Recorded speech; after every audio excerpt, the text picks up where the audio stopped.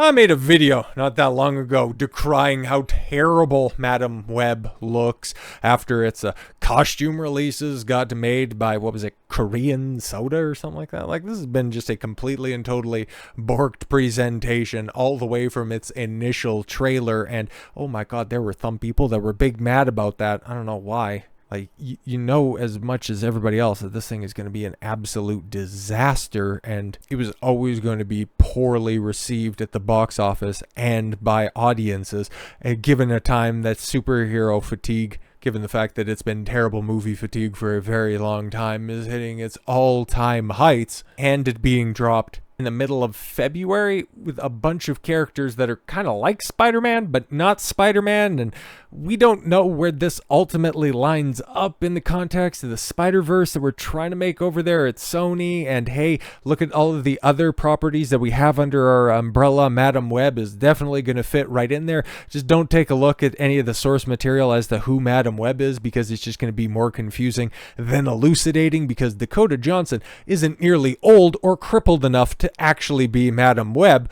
We're just trying to take a well-established name from the comics and put it on the screen. It worked before, it should work again, but guess what? 2024 is very different than when this film actually might have had a chance back in 2016, 2017. Yeah, we're back when, girl power, and if you didn't like this film, you were just going to be a racist, sexist, misogynist. No. You can just go ahead and call this for the dog water that it's obviously going to be. Madam Web could have a worse opening weekend at the box office than Morbius, the meme film. The meme film that was so bad, it got memed into a re-release that ended up flopping spectacularly after its run in theaters got cut short. I think it ended up being in theaters for less than a month, and then the whole Morbin time ended up bringing it back. Jared Leto being the franchise killer that he actually is. Listen, I don't think that there's any more of an overrated actor than that hack. I think the only thing that could have saved Morbius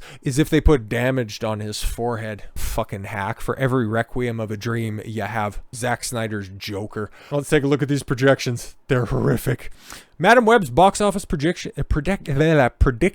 suggest that Sony Spider-Man universe movie could have a lower opening weekend gross than Jared Leto's Morbius, which infamously bombed. Sony holds the film's rights to hundreds of Marvel characters through their licensing deal involving Spider-Man.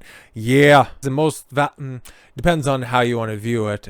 Individual character, and I know you get like hundreds of characters off the back of that. But to Marvel, it's Spider-Man and the X-Men. They're about neck and neck. The fact that the MCU doesn't specifically have the rights to its most popular singular character, yeah, just shows you that this thing was doomed from the start. Anyways, this has allowed them to launch their own shared cinematic universe featuring Spooderman characters over the past decade.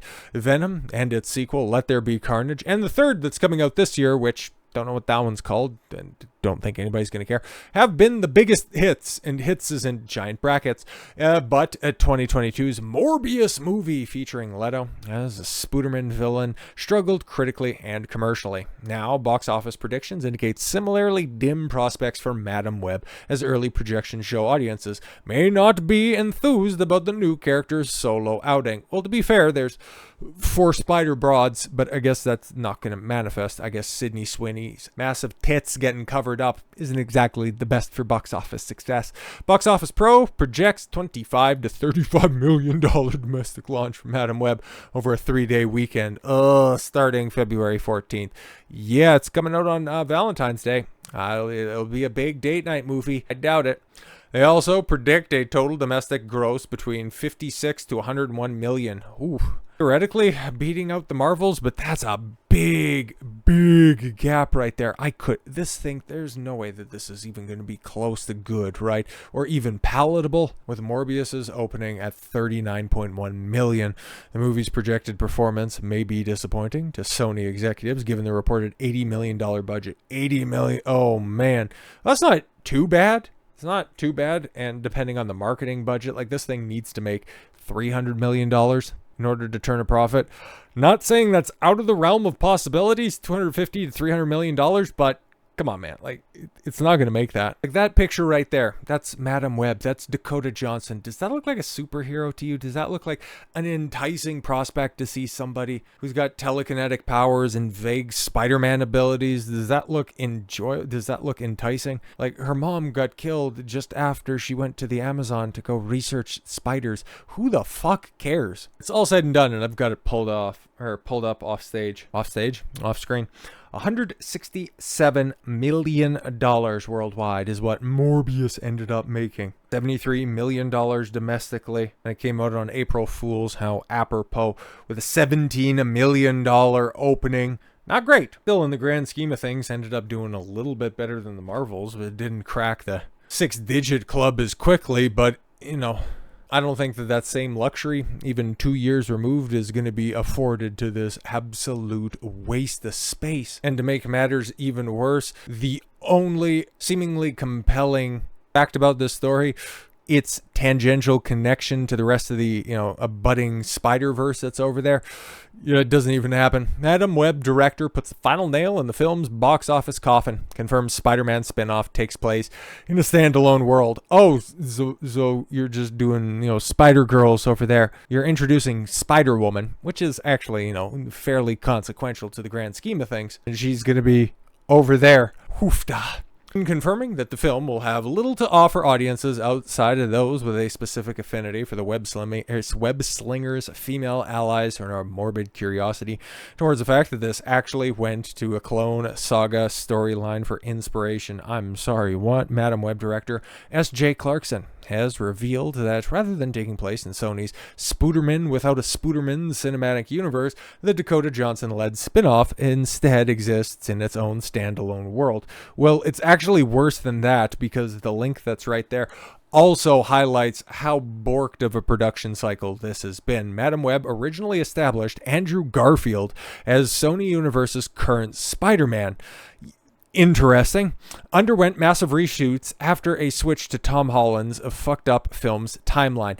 Yeah, because they thought, okay, well, Tom Holland is, even though he's not signed on for anything, he's still the Spider-Man that's going on right now. So obviously he's going to be the Spider-Man in our films. Oh, wait, and then you take a look at the timelines that the rest of our budding Spider-Verse is supposed to be setting up, realizing that, oh, this is supposed to be taking place somewhere in like the 90s to the late 90s to early 2000s, meaning that's when Andrew Garfield's Spider-Man would have been around in continuity, and Tom Holland wouldn't have even been born yet, so oopsie daisy. All of those references had to be reshot in order to make a little bit more sense, but then Andrew Garfield isn't signed on to anything. What the hell is going on? Clarkson confirmed the production fumbled during a January 19th interview given to Entertainment Weekly's Devin Coogan in promotion of the film's upcoming release. Somebody please come see this. Speaking of the decision to make a more grounded approach to Cassandra Webb's silver screen debut rather than the more fantastical and bombastic ones seen in most other Hollywood superhero fare, the director explained that she did so in service of what she saw as a psychological, cerebral nature of the titular heroine's powers. Then why not accurately portray the heroine as such? Not to sound too wanky about it, but it's about what's going on in Cassie's head and her grappling with that. Then why did you have to surround her with 3 other Spider Women? Just asking, okay. Is she going insane? Is this real? Is she battling with it within herself and trying to understand it? It'll be really great, guys, because there's Madam Web. Don't look at Spider-Man, because this actually isn't a Spider-Man story. There's Madam Web, but not our Madam Web. Our Madam Web is the 50 Shades of Grey lady. In light of the supposed desire to keep the film from getting too in the sky with its plot, you have a mystical character and you don't want it to get it too fantastical. Make that make sense. The Marvel's Jessica Jones and Marvel's Defenders director. Oh my god, Jessica Jones, that I heard wasn't too bad, but the Defenders, they're okay. Director revealed that Cassandra's story takes place completely separate from either the MCU Sony's aforementioned Spider-Man without a Spider-Man universe or any other established continuity. Now we're just doing something over here because, well, it kind of massively fucked up in its initial production and couldn't be asked to fix it. So, oopsie daisy.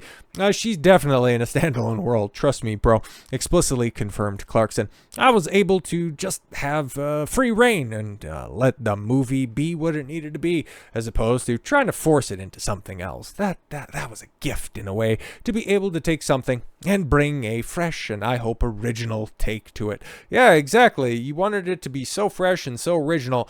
That's why you had to bite off a character that's not actually the character that you're putting on a screen. You're trying to use name recognition and iconography from a much more famous franchise. That's why you wanted it to be so original.